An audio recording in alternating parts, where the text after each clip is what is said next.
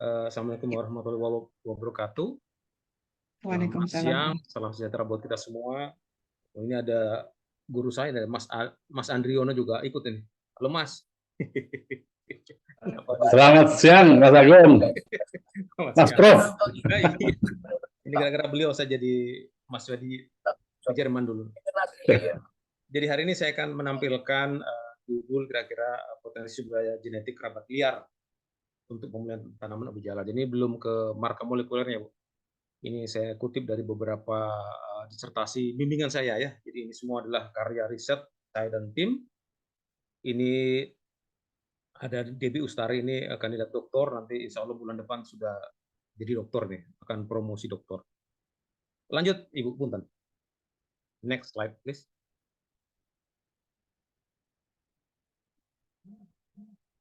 Lanjut. Oke. Konten yang akan saya sampaikan ada 6, sekitar 42 slide, tapi tidak akan banyak memakan waktu. Yang pertama saya akan sampaikan mengenai wild species, wild relatif ya untuk sweet potato ini. Kemudian saya akan cerita mengenai persilangan interspesifik yang sebagian pekerjaan sitologinya dulu dilakukan di mana, di BRIN yang di Cibinong, dulu masih LIPI ya. Kemudian yang ketiga saya akan sampaikan mengenai pengalaman penanaman biji F1 hasil crossing.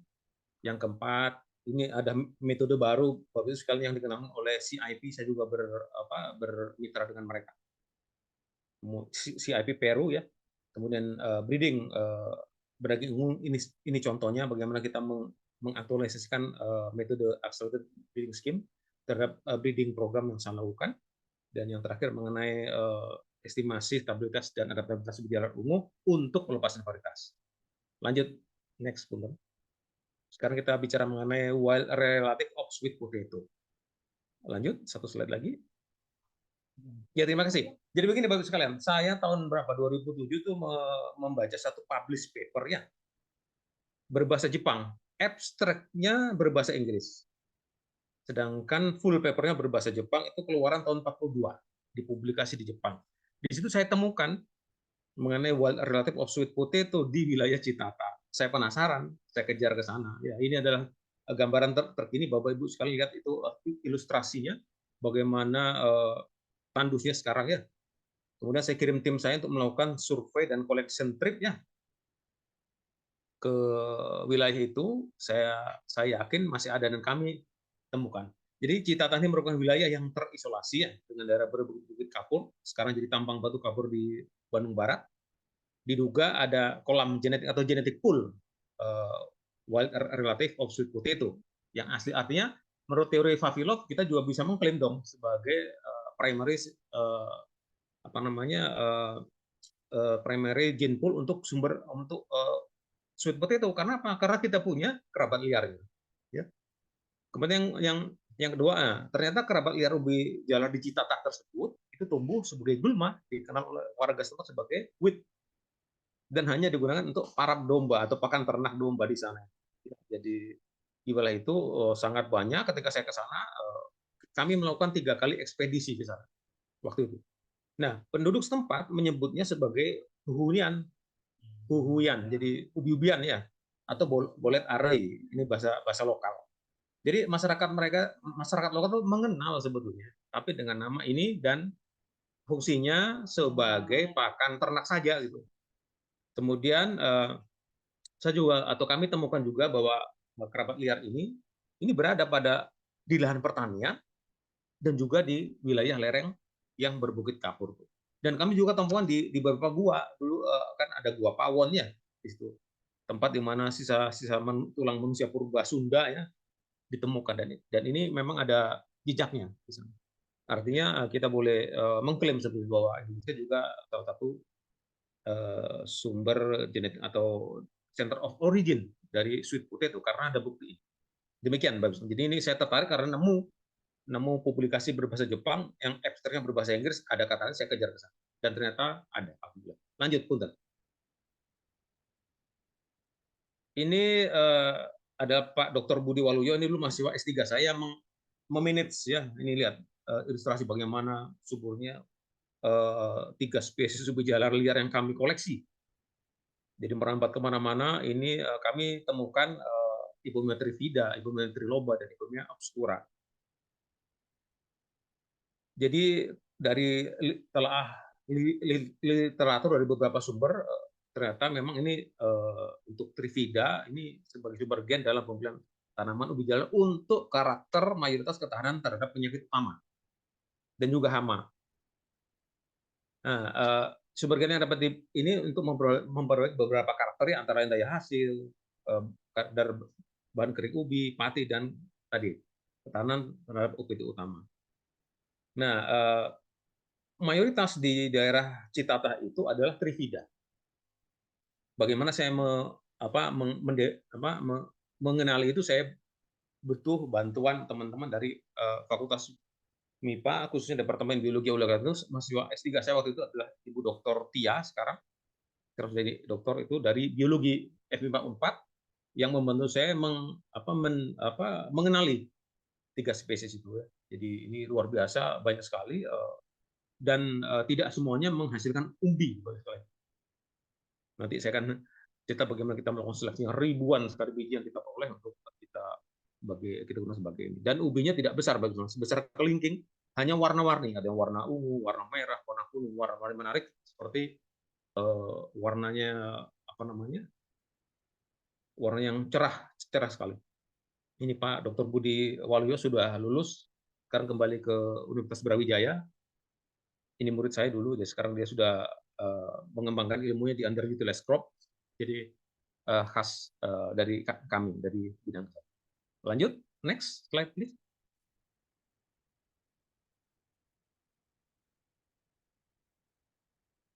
Nah, ini kita melakukan mendiferensiasi dengan bantuan Tia, sekarang Dr. Tia Setiawati ya, dulu mahasiswa S3 saya dari Biologi MIPA 4. Kami memiliki koleksi 168 kerabat liar ubi jalar, dan setelah didiferensiasi ternyata hanya 2 spesies. Dari variasi bunga dan morfologi daun, kita bisa, yang obscura tidak ada. Secara teori ada, tapi mungkin di Citatah itu hanya 2, yaitu Ipomoea trifida dan Ipomoea triloba. Ini pun sudah sangat luar biasa Bapak sekalian. Jadi bagaimana kami memanage underutilized crop, kemudian while relative space itu tidak semudah yang saya bayangkan, karena harus ada penanganan khusus, walaupun dia bersifat gulma ya, sangat mudah untuk beradaptasi. Nah, dengan bantuan mahasiswa S3 saya dan teman-teman dari biologi dan dari LIPI dulu di Binong, di Cibinong Bogor, kami telah melakukan penelitian mengenai kajian morfologi dan sitogenetiknya, Bapak sekalian. Jadi kita melakukan analisis DNA, bukan DNA, kromosom, sitogenetik di lab BRIN, yang sekarang BRIN ya, dulu lab LIPI di Cibinong di Bogor. Dengan mungkin salah seorang dari Bapak Ibu yang pernah membantu Ibu Tia, mungkin masih ingat. Kemudian untuk karakteristik sifat morfologi dilakukan dengan pengamatan fenotipe. Jadi waktu itu Bapak Ibu sekalian, kami belum melakukan analisis genetika molekuler. Karena apa? Saya melihat variasi sangat tinggi. Saya ingin tahu, pertama kita melakukan diferensiasi dulu.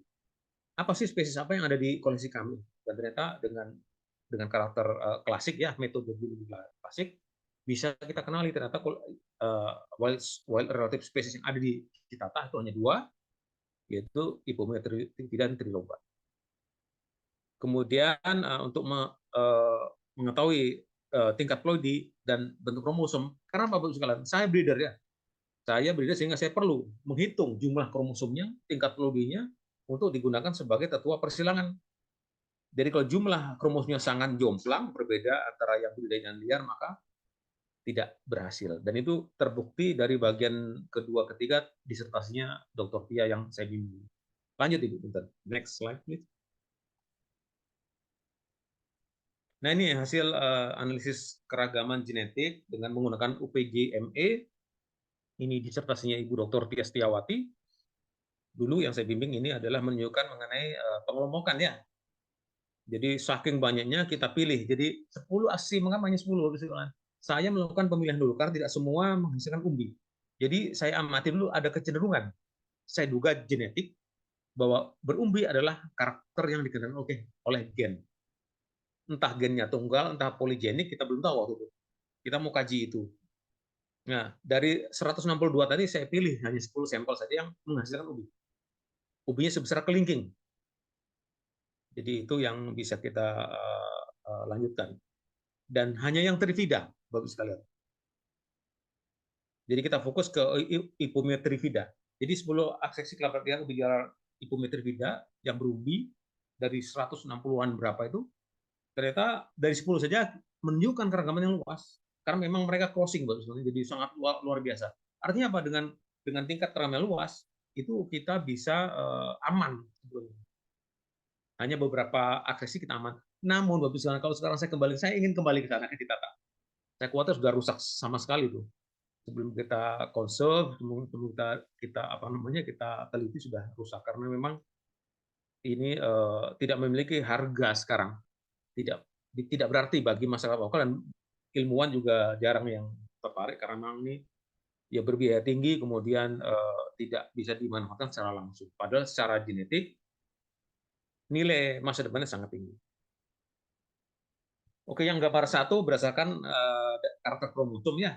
Dengan situ genetik, gambar yang sebelahnya, gambar dua adalah berdasarkan karakter fenotip. Ada 27 karakter dulu. Ini lumayan banyak buat Ibu Tia waktu itu perjuangan untuk menghasilkan. Dan ini dua-duanya menunjukkan keragaman yang cukup nyata. Secara kromosom dan juga secara fenotip.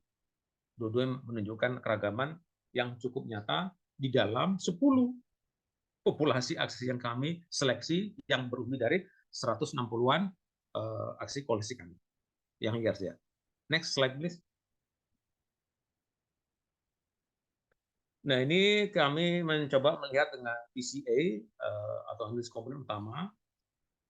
Ini ternyata model yang kami gunakan itu bisa menjelaskan dari dua komponen utama PCA itu bisa menjelaskan 89,6%. Ini luar biasa, biasanya jarang sekali. Biasanya PC1, PC2 di bawah 50%, ini sudah 89%. Artinya model yang kami gunakan itu sudah bisa mendeteksi keragaman genetik sebesar 89,6%. Sisanya itu pengaruh lingkungan. Artinya apa? Reliabilitas ini tinggi atau tingkat ketelitiannya cukup tinggi untuk menggambarkan keragaman genetik within 10 aksesi dari Ipomea trifida. Jadi total variasinya memang dari keragaman genetik, sisanya dari keragaman atau error lingkungan. Saya kebetulan S2 saya mengenai statistika, Bu. Jadi ini kalau Bapak Ibu sekalian baca di Google Scholar saya itu atau di Scopus itu kebanyakan matematika. Jadi saya jarang bersentuhan dengan biotek. Walaupun sekarang saya juga harus men-shifting my mindset untuk juga bekerja dengan biotek dengan Bu Sri Kurnianti. Kalau saya panggilan saya Cenia ya. Ada ya saya. Halo Cenia. Next slide please. Nah, ini kegiatan waktu itu, ini juga waktu kami menerima tamu waktu sekarang dari Jepang dan dari China. Waktu itu saya belum care dengan Haki, dengan MTA, jadi boleh Mr. Agung, can we get it? Nah, ambil saya bilang, karena saya punya banyak sekali. Dan memang saya waktu itu kebingungan mencari kesana kemari bagaimana mendaftarkan, bagaimana melindungi. Saya kebingungan sendiri tahun 2007, sekitar 2007 sampai 2010 itu kita belum care dengan yang begini. Sekarang kita sudah sangat care. Lebih baik. Jadi kami khawatir akibat eksploitasi lahan di kita secara berlebihan, maka habitat kerabat liar bergejala sudah terancam. Saya juga ingin melakukan ekspedisi lagi setelah ini mungkin beberapa minggu ini.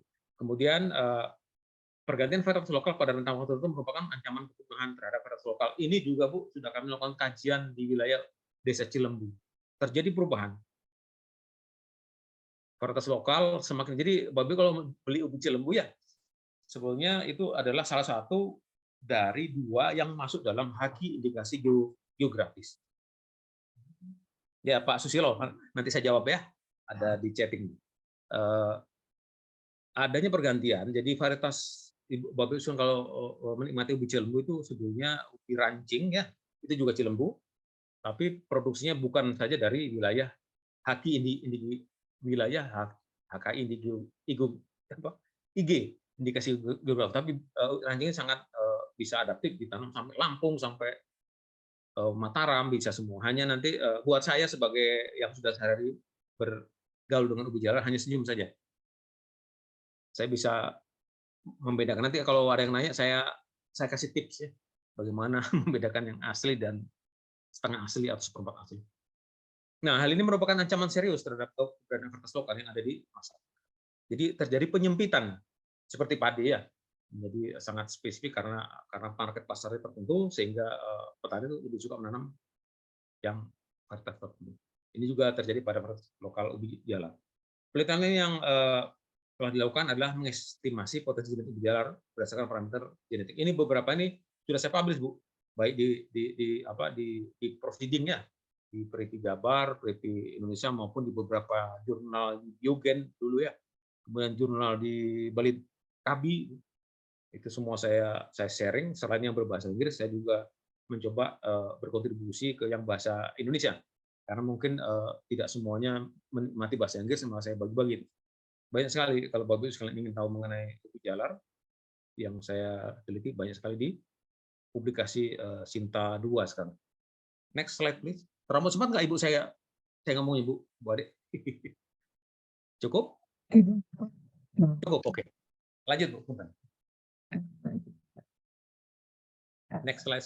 Ini gambaran masuk belakang. Oke, ini adalah hasil estimasi kami, rata-rata keragaman kutip dan genetik dari 12 karakter ubi jalar dan kerabat liarnya. Ini kami hitung, Bu, bagi breeder ini sangat penting. Informasi sangat penting buat kami untuk melakukan estimasi. Ya, jadi kalau kita akan melakukan pemilihan tetua, kita ingin mengestimasi kemajuan genetik, maka ini kami perlukan. Mungkin buat teman-teman dari biologi mungkin kurang perlu, tapi buat saya breeder, angka ini sangat perlu untuk mengestimasi kesuksesan suatu program pemulihan. Nanti yang mau belajar matematika untuk breeding boleh. Jadi mahasiswa saya, silakan. Lanjut, Ibu. Ini juga ninogram dari aksi budaya lokal dan kerabat liarnya. Jadi ini sekali lagi ini informasi ini buat teman-teman yang lain mungkin kurang, tapi buat saya ini sangat penting. Selalu saya lihat ini dalam suatu perencanaan membuat planning ya, ini sangat penting buat saya untuk mengestimasi kemajuan genetik. Karena begini Bapak Ibu, kalau satu siklus enggak kemajuan genetiknya kecil, saya stop. Saya ganti dengan tetua yang lain. Gampangnya begitu. Ya, jadi angka ini buat saya sangat penting untuk membuat planning. Apakah suatu breeding cycle saya hentikan atau saya lanjutkan. Gampangnya begitu. Lanjut, please. Nah, sekarang ini bagian penelitian keduanya Ibu Dr. Tia Setiawati. Kami sudah melakukan percobaan melakukan crossing begitu. Namanya persilangan antar spesies. Kalau bahasa Inggrisnya interspecies crossing ya, bukan intra. Karena apa? Ubi jalar itu self incompatible. Jadi dia tidak kompatibel kalau selfing. Jadi jangan khawatir terjadi selfing. Artinya apa? Bahaya buat petani apa? Kalau petani menanam cukulan, kalau bahasa cukulan ya, apa bahasa Indonesia? Tumbuh biji cukulan. Jadi ubi jalar hasil crossingnya pasti crossing dengan varietas sebelahnya, jatuh di lahan petani, dia tumbuh. Kemudian petani ngambil tidak terasa atau tidak sengaja terambil di stek ya, ditanam lagi. Wah, itu sudah perubahan penting. Karena dia emang tipenya self incompatible. Tidak bisa menyilang sendiri, tapi pasti menyerbu silang. Syaratnya beda varietas. Nah ini, jadi kami sudah melakukan percobaan persilangan ini Ibu Tia nih, kita menggunakan 2 tetua. Pertama aksesi nomor 206 ini ada kultivar Cilembu ya. Dalam ini kita pakai rancing. Kemudian yang aksesi 217 itu yang Jepang, jadi dua varietas budidaya, aksesi 206 dan 217 kita sebagai tetua betina kita silangkan dengan pejantannya Ipumea trifida. Jadi ini bukan promosi poligami ya, punten. Jadi satu jantan membuai 2 betina. Kita uji Bu, bagaimana kompatibilitas dan sebagainya, hasilnya di slide berikutnya. Bangga. Nah ini kita coba melakukan persilangan. Tadi ya, Ipometri Vida, kita seleksi yang berumbi, kita pilih satu aksesi, kemudian kita silangkan. Sebelumnya kita melakukan uji ini, uji Field pollen, viability, dan tingkat produktif pada tanaman F1 setelah crossing. Ini pekerjaan yang sangat luar biasa, karena ini baru waktu itu ya, tahun 2010-an. Jadi manual kita desain, sehingga nanti kita bisa analisis. Maunya begini, tapi ternyata tidak semanis yang saya rencanakan. Lanjut. Nah ini dia hasilnya. Kita lihat aksi nomor 99 ada Ipometri Vida. Aksi 206 dan 217 adalah ubi jalar budidaya. Kita lihat di sini pada tabel yang awal nih, kita melakukan persilangan sebanyak 165 kali untuk 206 kali 99. Nah, betul Bu. Nuhun, dibantu. Sedangkan yang di bawahnya kita melakukan persilangan sebanyak 297 kali, kemudian kita dapat 462. Nah, dari situ bayangkan Bu, yang gugur, yang abort ya, yang aborted ya, bukan abortus, aborted Bu 422 dari total. Jadi sisa 10, sisa 40 yang dapat biji. Kita analisis Bu, ternyata ini terjadi di abort ketika proses pematangan biji. Jadi kami perlu embryo rescue. Nah, ini mainan teman-teman dari FMIPA biologi kalau melakukan proses. Dari pengetahuan yang sudah kami lakukan, ini disertasi Bu ya. Jadi dengan desain yang sangat rumit, tentunya kami laporkan ini, yang kita lakukan banyak lagi. Yang kita laporkan hanya kita melihat bahwa informasinya lihat. Persentase daya silang itu sangat rendah, di bawah 10%. Masing-masing 6,6% dan 9,7%. Dan gugur itu lebih dari 90%. Ini tantangan. Artinya apa? Harus ada tim embryo rescue, tim culture yang memang sudah siap. Kalau kita nanti BRIN mau melakukan program pemulihan tanaman ubi jalar, memindahkan gen ketahanan terhadap penyakit atau hama utama ke tanaman budidaya. Dan ini harusnya sudah mulai. Hanya waktu itu kami nggak dapat dana riset Bu, hanya pajali terus. Jadi terakhir ganti ayam, jadi bingung sahabatku. Punten. Jadi curhat ini. Jadi ini persentase gugur tinggi, ini harus dilakukan embryo rescue. Sebelum dia gugur, kita harus pindahkan panen polong hasil crossing ke kultur jaringan. Di rescue dengan cara kultur jaringan. Nah yang kedua ini jumlah biji dan kecambah ya, kita coba lagi berkali-kali Bu. Sama hasilnya. Rendah sekali Bu. Jumlah biji segitu, yang gugur sekian ya, jumlah pisang segitu, yang gugur sekian loh nih. Yang masak sekian, jumlah biji yang kita main 12 yang atasnya. Nah, yang bawah 35, nah terakhir 3 dan 6.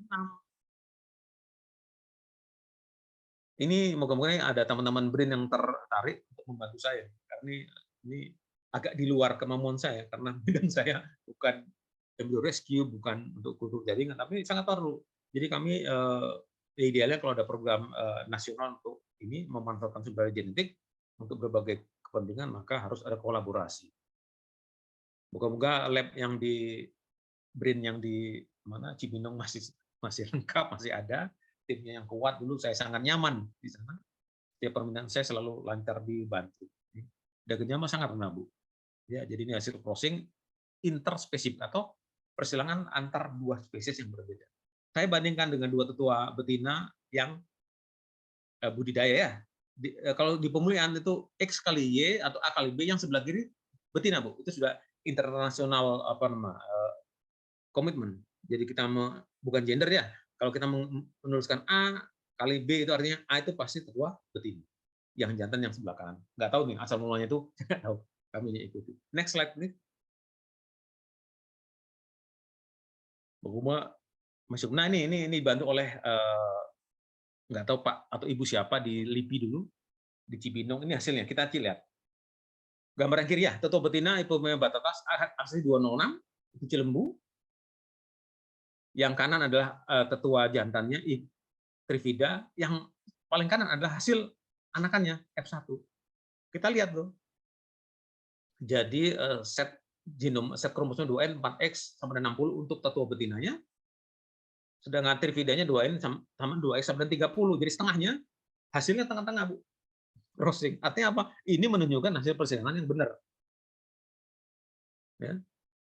Yang kedua di bawahnya ini aksi X Jepang. Jadi kami juga punya koleksi di Jepang yang populer. Ini set kromosomnya sama, 2N sama 4X sama 60. Jantannya sama. 2N dengan 2S sama 30 dan anakannya tengahnya setengah set kromosom ibu dan setengah set kromosom ayahnya. Ini yang survive kami lakukan. Ini dibantu oleh Brin Lipi Cibinong waktu itu. Ini hasil publikasi dari Ibu Dr. Dia yang saya kutip. Saya nggak minta izin ke dia, ke beliau karena ini adalah riset saya pembimbingnya, saya promotornya. Jadi ini adalah bagaimana kalau gambar atas itu bagaimana viabilitas polen ya. Jadi dengan teknik pewarnaan, acetocarmin, simple sebenarnya. Tapi ini semua dilakukan di LIPI Cibinong waktu itu. Sekarang BRIN. Nah ini bagaimana kita melakukan menganalisis. Jadi tingkat keguguran memang tinggi dan walaupun F1-nya terbukti. Ya, sekalian. Ini kesulitan yang kami hadapi sebagai makanya sekarang zaman sekarang tidak ada lagi kolaborasi. Ini harus ini. Karena pengalaman saya ini saya perlu pakar dari ini dari itu dari dan dengan kegiatan seminar bersama ini sharing ada yang tertarik walaupun yang saya sampaikan bukan high tech ya, ini masih low tech. Tidak menggunakan marker molekuler atau menggunakan pendekatan omics dan sebagainya atau genome editing.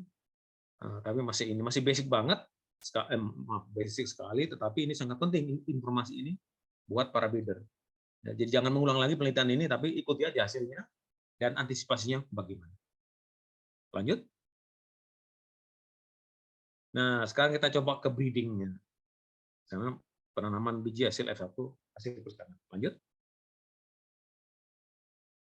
Nah ini, sebagai breeder, saya setiap siklus, entah setahun, entah 2 tahun, melihat dari kemajuan genetik yang saya peroleh, kami melakukan crossing, Bapak sekalian. By handmade, terarah maupun dengan outcrossing. Outcrossing artinya apa? Kita tanam aja beberapa varietas kiri kanan ya berbeda-beda. Pada musim kemarau biasanya ubi jalar berbunga banyak pada musim kemarau. Walaupun tidak semua ubi jalar berbunga. Setelah kita dapat itu kita panen Bu. Jadi kalau menggunakan outcrossing kita nggak tahu bapaknya siapa. Hanya catatan tetua ibunya saja yang kita bisa runut. Nah, yang sebelah kiri adalah kecambah. Yang sebelah kanan setelah berkecambah selama mungkin 1 bulanan kita cut satu yang kiri, kalau Bu lihat yang kiri itu satu lubang apa namanya ya, tripod ya, pot tray itu satu genotip yang berbeda dengan sebelahnya. Walaupun ibunya sama, kita nggak tahu bapaknya siapa. Jadi kita perlakukan satu ini pindah ke kanan satu baris yang kanan itu. Nah yang baris kanan itu satu pot dari satu pot tray itu. Plot berikutnya one row plot sama tetangganya yang sebelah kiri yang lain. Gitu. Ini prosesnya berapa? 2,5 bulan sampai 4 bulan waktu dan dana yang besar. Jadi kalau kita panen yang sebagai dapat 60.000 biji ya, itu artinya 60.000 individu baru dan 60.000 baris one row plot. Kebayang Bu ya, pekerjaan seorang breeder. Nah, ini pun belum tentu berhasil nanti. Begitu, ternyata tidak ada yang memenuhi syarat pelepasan deh. Nah, saya akan cerita. Lanjut. Next slide, please. Nah, ini adalah kami menggunakan teknik perbanyakan cepat, Bu, yang sudah terseleksi ya. Ini adalah program yang didanai Kedereka tahun 2022. Kami menggunakan teknik hidroponik yang biasa dipakai pada tanaman sayuran daun. Nutrisinya kami coba, tentunya harus dimodifikasi. Ya. Jadi kami nanam di sini bukan untuk panen ubi, tapi panen bibit. Sebelah kanan adalah setelah dua bulanan, sebelah kanan jadi lebat sekali. Jadi kami menggunakan nutrisi untuk tanaman hidroponik sayuran daun, kami modifikasi karena tidak semuanya cocok. Ini didanai oleh Kedereka yang tadi pagi jam 9 saya di review hasilnya, laporan hasil tahun 2022 dan kami melanjutkan pada 2023. Ini adalah salah satu proses percepatan untuk bibit, Bu. Jadi ini adalah bukan hasil persilangan, tapi adalah pemulihan varietas lokal yang kami bantu petani. Dari kegiatan kami itu kami bisa mendeteksi 10 jenis varietas cilembu, Bu. Rancing. Ya, nanti lah kalau ada yang nanya saya akan jawab, kalau nggak ada yang nanya saya akan diam. Karena bahaya nih, saya bisa dimarahin para petani cilembu. Wah Pak, agak-agak Pak, aku palsu semua dagangan saya. Lanjut Ibu. Next slide. Oh ini ya. Oke, ini adalah oke. Coba balik lagi Bu, satu slide before. Kecepatan saya tadi. Nah ini adalah contoh ketika mau panen bibit.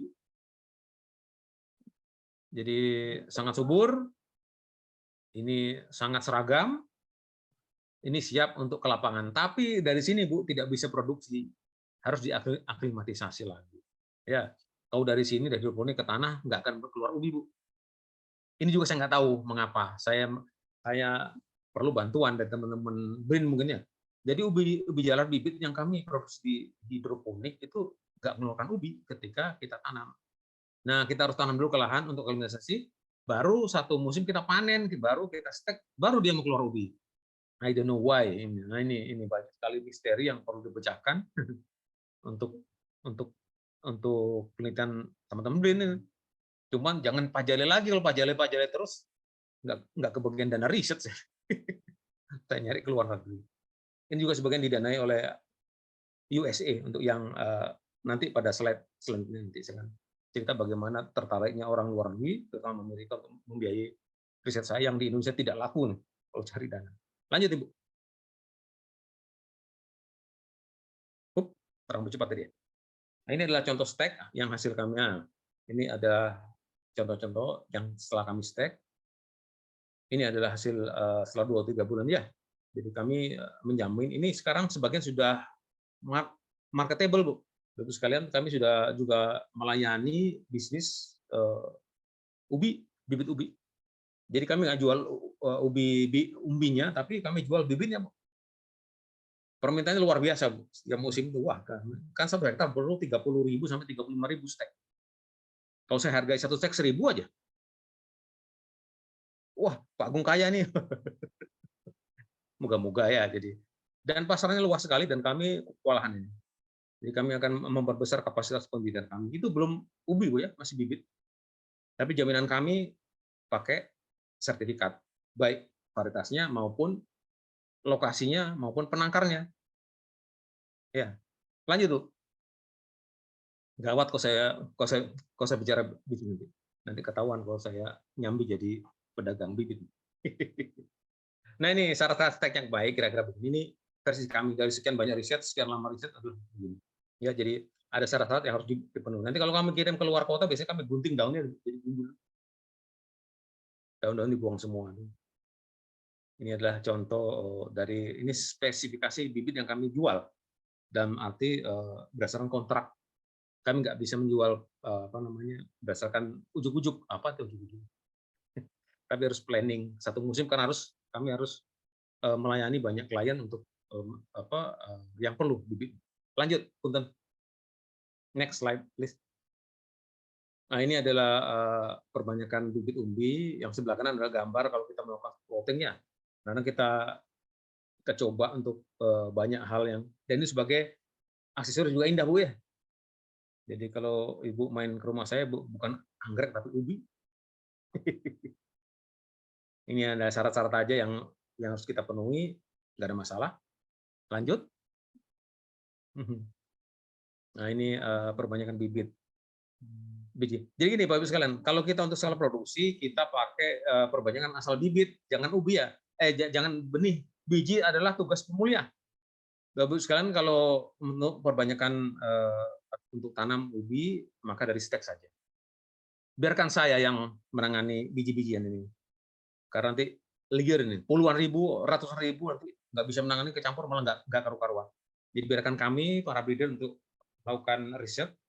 Silakan tugas BRIN ada mensupport saya. Berikan saya dana per tahun 2,5 miliar seperti mitra saya, insya Allah jadi. Banyak doktor, banyak master, banyak S1, dan bisa menghasilkan kertas baru. Oke, lanjut Ibu. Next. Nah, ini sekarang ini ABS atau intinya apa Bu? ABS ini adalah suatu program memangkas periode dari, jadi gampang gini, Bapak Ibu sekalian kenal ya namanya uji daya hasil pendahuluan dan uji daya hasil lanjutan, pasti kenal ya. Nah di dalam ABS ini kita hilangkan Bu, kita crossing, dapat F1, udah kita uji lagi sekaligus, banyak sekali aksesi ratusan, kita hilangkan. Dari situ kita langsung dengan menggunakan estimasi statistika, ternyata efisien. Ini ada yang sebentar. Ya, halo, Pak Agung ini. Ya, siang ada apa? Ada apa? Oh iya, ya. Sebentar, Bu. Nanti saya call lagi ya. Saya call lagi, saya sedang webinar. Ya. Maaf, dari mitra saya. Jadi kita pangkas itu. Buktinya apa? Ada. Nanti kami akan publish ya untuk ini. Jadi saya melakukan apa namanya approach ke, moga-moga bisa deh, ke Komisi Pelepas Varietas Tanaman di Kementan. Saya kebetulan di Komisi Pelepas Varietas Tanaman, tapi yang PRG, yang produk rekayasa genetik. Nah itu kita coba dan hasilnya sama dengan yang konvensional. Kita langsung melakukan prediksi G by E, genetic by environment. Jadi kita langsung F1 ubi jalar, dan sekarang saya coba di kedelai hitam, dan hasilnya sama, efisiensinya sama, biayanya lebih murah.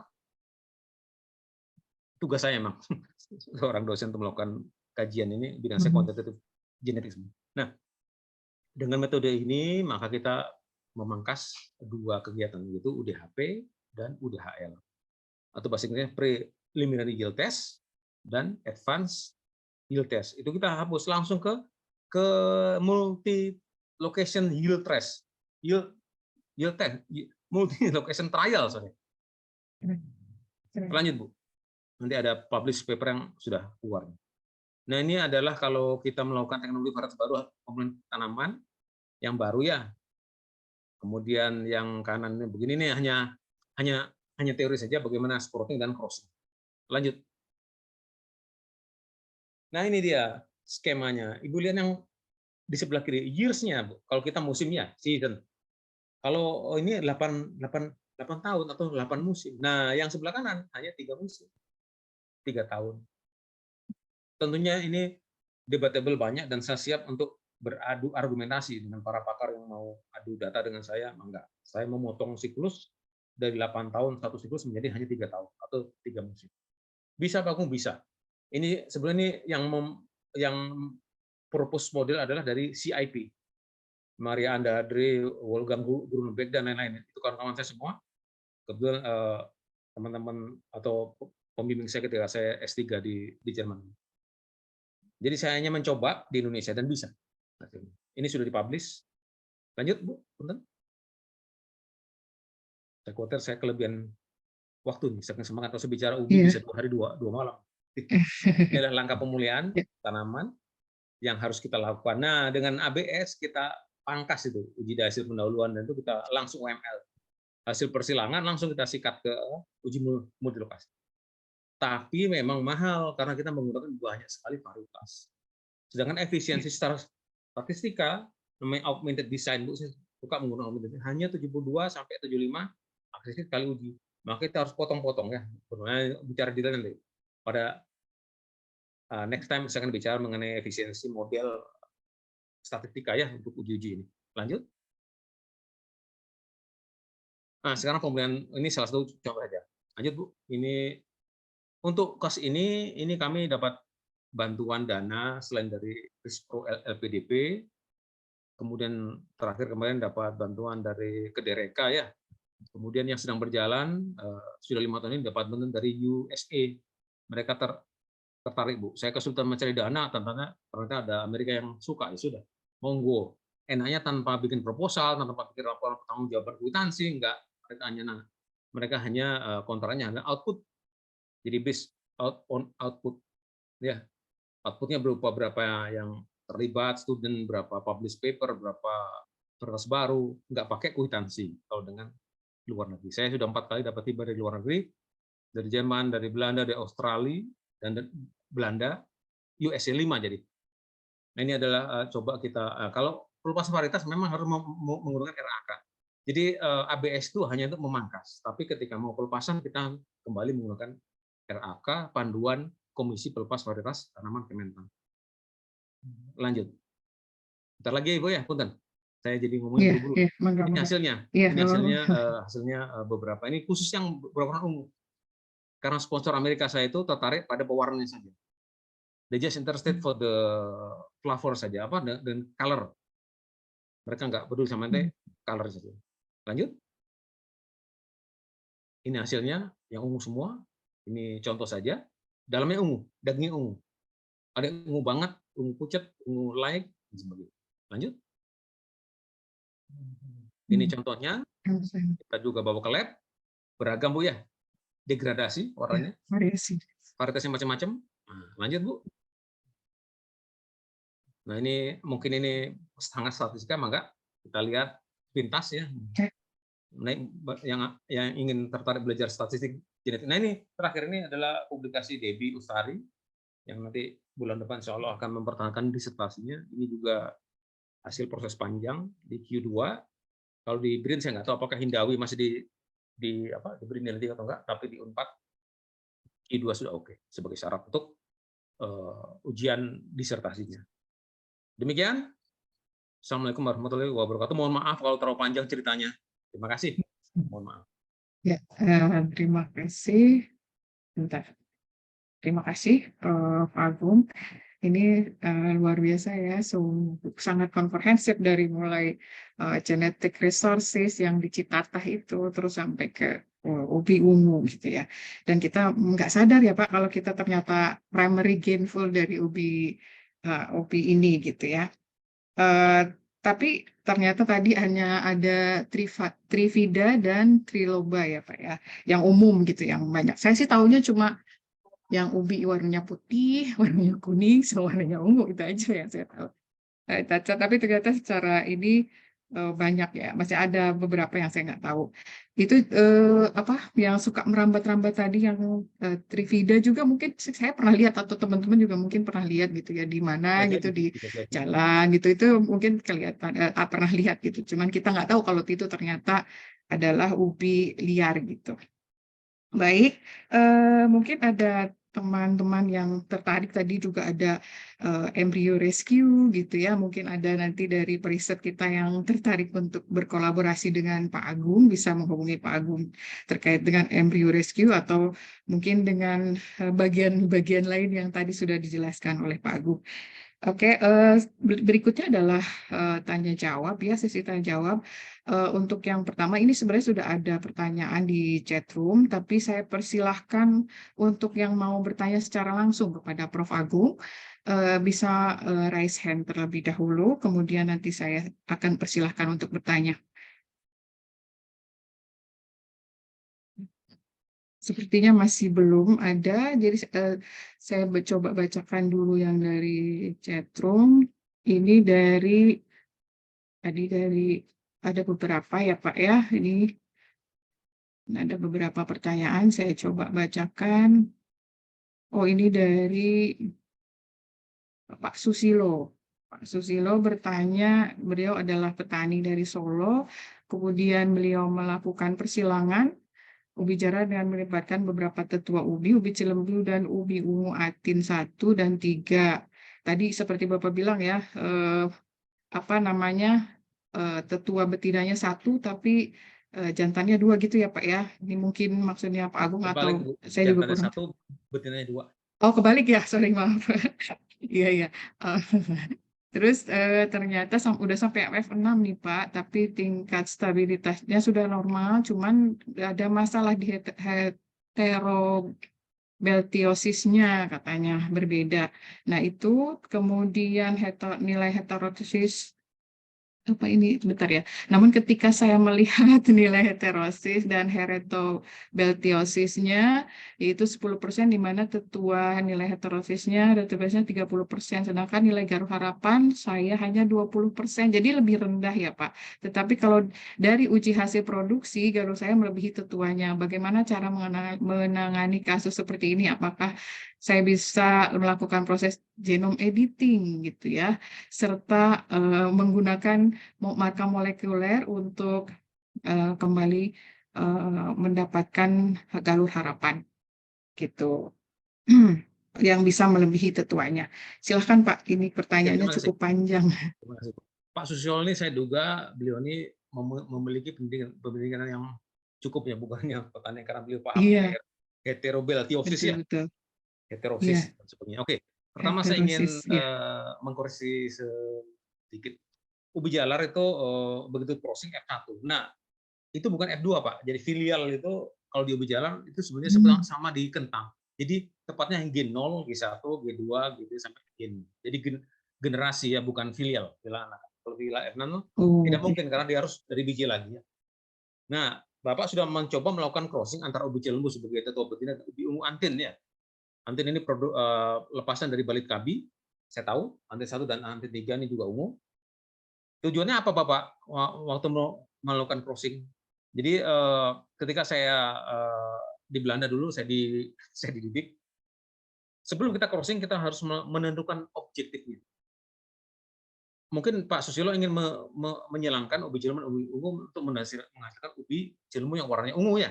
Sekarang warnanya kuning. Kalau hanya warna muda Pak, saya sekarang sudah menghasilkan ubi cilembu yang warnanya ungu. Sudah ada. Jadi Bapak nggak perlu meng-crossing lagi, tinggal pesan ke saya, sudah jadi Pak. Nah, jadi promosi ya. Jadi Bapak sudah melakukan generasi F6. Apakah Bapak F6 itu tadi filial atau G6? Ini juga harus dipahami dulu. Kalau F6 artinya F1 dapat biji, F2 dapat biji sampai biji ke-6. Kalau ubi jalar bibit itu enggak, tetap G1, G2, F1 tetap ya, F1 sampai sekarang 20 tahun itu tetap aja F1 karena enggak menghasilkan biji. Enggak, kita enggak nanam dari biji. Kemudian Bapak menghitung nilai heterobeltiosis. Heterosis yang melebihi tetua paling tinggi ya, 10%. Untuk karakter apa Pak? Kalau yield, nah hati-hati Pak.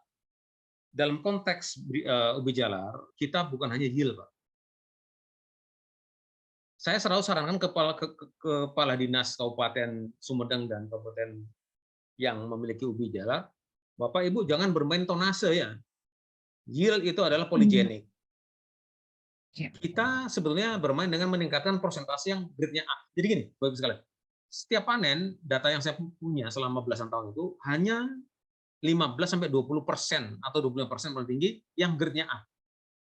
Sisanya boleng sedikit, ukurannya kecil, ukuran kebesaran. Nah, kita main meningkatkan grade A itu nilainya bagi petani sudah sangat bagus. Tonase yang paling rasional hanya 10% sampai 15%. Kalau kita meningkatkan sampai di atas 30% yield ya, sekalian, bisa, tapi nanti resikonya harganya turun. Karena ukurannya gede-gede. Jadi ubi cilembu itu pasarnya perlukan maksimum 1 kilo isinya 5.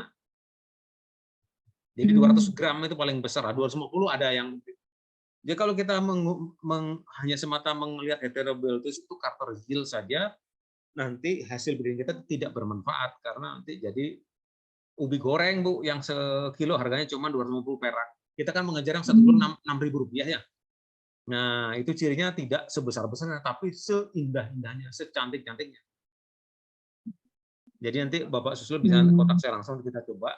Kita nggak semata-mata yield dan tetua. Kalau menggunakan editing genom, saya harus memastikan karakter apa yang digali oleh Getato yang harus kita edit. Bisa on, bisa off gitu. Kalau kata Cenia ya, itu Dr. Sri Kurniati ini Kak kelas. Halo Ce, saya juga sedang belajar melakukan editing genom ini. Itu saya belum lihat perlunya menggunakan penanda molekuler ya untuk kasus yang saya tangani sampai saat. Jadi saya tidak menyarankan Bapak Susilo untuk melakukan genome editing untuk apalagi hanya untuk mengembalikan potensi galur harapan. Pak, saya punya banyak sekali Pak varietas ubi yang nilai hasilnya tinggi. Ya jadi demikian Ibu jawaban saya ringan tapi lucu ya. Mohon maaf kalau Pak Susilo agak tersinggung karena saya mengkoreksi itu. Ya, terima kasih Pak Prof. Agung, Pak Susilo. Itu tadi jawaban dari Prof. Agung. Mudah-mudahan sudah bisa ini ya dipahami. Berikutnya pertanyaan dari sebentar dulu, ini ada yang raise hand Pak dari Mbak Siti Nurrohmah. Silakan Mbak Siti Nurrohmah untuk bertanya langsung kepada Prof. Agung. Ya, Assalamualaikum warahmatullahi wabarakatuh. Waalaikumsalam. Ya, terima kasih atas kesempatannya Mbak Adenina. Menarik sekali Prof. Agung presentasinya terkait ubi jalar yang sudah sangat jarang peneliti yang bergerak di bidang tanaman seperti Bapak ini begitu, yang tetap istiqomah melakukan breeding dengan ubi jalar begitu Pak. Oh ya Pak, ini Pak terkait ubi cilembu. Apakah ada syarat spesifik untuk tumbuhnya ubi cilembu biar bisa menghasilkan seperti lokasi tempat asal muasal gitu dengan untuk menjaga kualitasnya begitu. Apakah itu berarti bahwa ubi cilembu itu termasuk tanaman ubi jalar yang memiliki adaptif sempit begitu. Kemudian apakah tanaman itu bisa Bapak tadi menjelaskan bahwa bibit yang Bapak produksi itu bisa ditanam di mana-mana begitu. Apakah bibit yang ditanam di berbagai tempat itu memiliki hasil kualitas seperti bibit tempat sumber tanaman itu yang Bapak tanam begitu. Terus yang kedua saya lupa apa namanya. Sebentar tadi saya udah ini kok ya. Sudah itu dulu Mbak Ade, saya kok ya lupa gitu. Iya. Nanti saya kalau ingat kembali. Gitu aja Pak Prof, terima kasih. Kembali ya kalau masih ada waktunya. Iya. Oke, terima kasih Mbak Nur. Tadi ada beberapa pertanyaan terkait dengan ubi cilembu dan bibit yang dihasilkan oleh Pak Prof Agung sendiri. Silakan Pak. Ya, ini saya share di chat. Apakah masuk? Masuk di chat ya. Itu wawancara dengan wartawan, di situ ada sebagian yang ditanyakan oleh Ibu Sobat. Oh iya, ada Pak. Silakan baca. Jadi jawaban singkat saya, silakan baca di situ. Ada semua. Oh ya, itu Mbak Nur tuh ada katanya jawabannya di publikasi. Ini ada ini ya, ada di detik.com. Bisa mungkin bisa dibuka detik.com, bisa dibuka ininya. Kemudian ini ada nih satu lagi yang Raisen, tapi namanya saya kurang tahu karena berbahasa Jepang ya sepertinya. Ini entah siapa. Monggo silahkan ini yang Raisen untuk bertanya langsung kepada Prof Agung. Assalamualaikum Pak Agung. Silahkan. Assalamualaikum. Guten Tag, ini kawan saya ini dari Jepang nih. Guten Tag ya. Guten Tag nih kumaha nah Guten Tag. Alhamdulillah. Ini Pak Agung, saya kan kebetulan saya lagi mendalami istilahnya penganalisaan, saya mendevelop alat yang berupa ramang gitu untuk mendeteksi bahan-bahan biologi gitu. Tadi saya tertarik terhadap Pak Agung melihatkan tadi itu secara konvensional breeding itu 8 tahun, tapi dengan caranya Pak Agung 3 tahun kan? ABS ya. ABS gitu. Nah, accelerated. Iya nih, kalau Pak Agung tidak keberatan, siapa tahu Pak Agung ke Jepang atau gimana gitu ya. Ya bagaimana caranya Pak Agung, mungkin ada izin dari breeding atau gimana gitu. Terus itu kan kalau alat kami itu ramang itu kan bisa melihat secara terjadinya perubahan biologi molekuler gitu ya.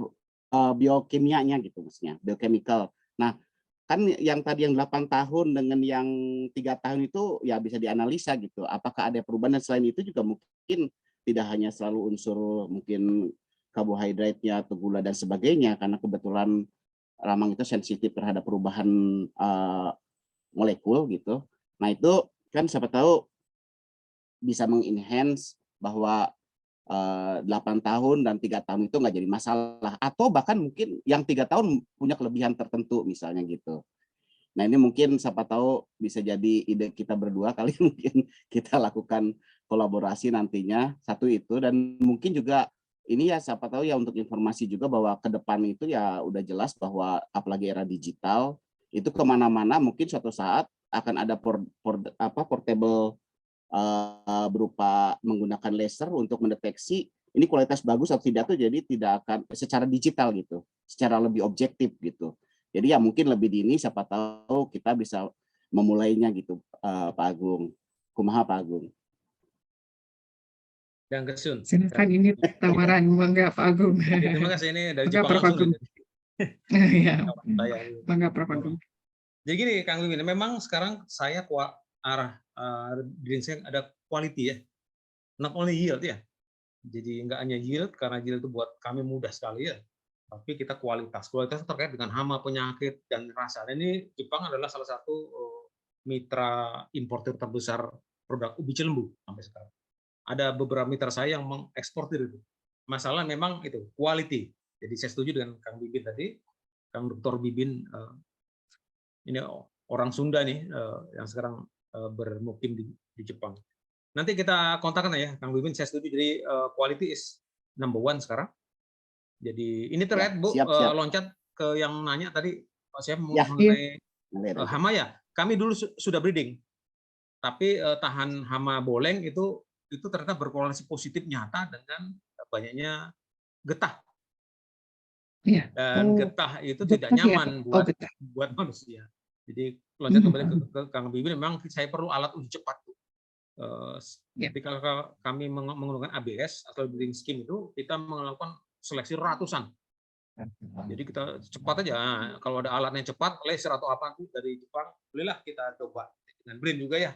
Moga-moga BRIN ada yang tertarik. Pertama mengenai konservasi ubi liarnya, kedua mengenai tadi menghasilkan alat-alat yang alat bantu seleksi, tidak hanya genome editing, tapi saya perlu yang portable, cepat sekali untuk melakukan kajian atau seleksi uji untuk rapid selection test aparat untuk cepat tadi. Jadi jadi tawaran kerjasama saya sambut baik. Nanti kita akan colek teman-teman di BRIN yang tertarik, kita sama-sama melakukan riset. Ubi jalar itu nampak sepele, bagus sekalian, tapi duitnya miliaran. Promosi saya. Jadi itu sangat banyak uangnya yang bisa kita. Tambahan Pak Agung. Ya. Pak Agung. Ya. Kalau di Jepang itu mie aja udah dari ubi. Mie, ya. Kita sekarang dengan tim saya dari tim food science kita mencoba produk ubi banyak, mie, lebih kenyal, lebih kenyal, lebih enak, lebih mahal. Dicatat. Demikian Ibu, Adik, Bu. Mohon maaf. Ya, maaf Bapak-Bapak, ini waktunya sangat mepet ya. Jadi ini masih ada beberapa pertanyaan, mungkin kita bisa percepat ya Pak. Yang tadi tentang penyakit boleng sudah, kemudian identifikasi gen-gen yang berpengaruh terhadap ketahanan terhadap penyakit, apakah sudah banyak diteliti. Kemudian aspek nutrisi, bagaimana riset mengenai teknologi produksi bibit umbi melalui hidroponik. Kemudian perbanyakan bibit di pot, perbanyakan bibit di pot. Kemudian ini juga ada dari Pak Wicca, apakah sifat ketahanan terhadap nematoda ada pada spesies liar, kemudian bagaimana mengeluarkan sifat spesies pada persilangan dengan kultivar, kemudian berapa tingkat ploidi optimum untuk ubi jalar, bagaimana prospek hibridisasi somatik untuk breeding ubi jalar ini. Itu Pak mungkin. Oh ya, nanti bisa secara singkat ya Pak, mohon maaf. Ya. Saya akan publish, Bu. Satu persatu akan muncul di publish paper saya yang sedang kami susun. Yang penting begini, bagus sekalian. Ubi jalar ini, saya memang ilmu saya adalah bukan ilmu yang high tech. Saya menggunakan ilmu klasik, ya, breeding klasik, genetika kuantitatif untuk melakukan penelitian, dan tujuannya adalah kita untuk kualitas. Jadi banyak sekali pertanyaan yang Bapak Ibu sampaikan memang ada di sebagian sudah kami melakukan riset. Jadi banyak gen yang ada di dalam ubi liar, kemudian ketika kita memasukkan gen itu melalui persilangan konvensional, hambatannya luar biasa. Seperti saya lapor dia, di 90% lebih akan gagal. Kemudian untuk karakter-karakter yang tahan hama, cacing dan sebagainya itu ada semua di ubi liar. Karena ubi liar itu rasanya getir. Jadi kalau kita langsung coba itu rasa mungkin anti nutrisi atau apa ya, atau senyawa metabolit sekunder lain yang harus kita teliti, itu akan kita. Jadi kalau kita menginkorporasikan wild dengan cultivated, itu nanti setengah set genom akan masuk. Bisa jadi getirnya ikut, dia tahan lama tapi masih getir, masih pahit. Harus kita backcross lagi, atau dengan kemajuan teknologi sekarang mungkin bisa kita gunakan. Nanti bantuan BRIN lah, nanti dengan high tech BRIN itu barangkali bisa lebih mempercepat, lebih presisi ya untuk melakukan adaptasi, melakukan breeding. Sekarang saya tetap bertahan dulu dengan ilmu kuno saya untuk menghasilkan apa yang bisa kita lakukan karena dana juga terbatas. Itu nanti BRIN dengan saya bicara diundang ini bisa membuka hati teman-teman pimpinan BRIN untuk bisa berkolaborasi. Demikian Bu, adik nanti semuanya mangga bisa kontak saya, Iya. bisa saya jawab secara lebih ini lewat WA atau apa, mangga.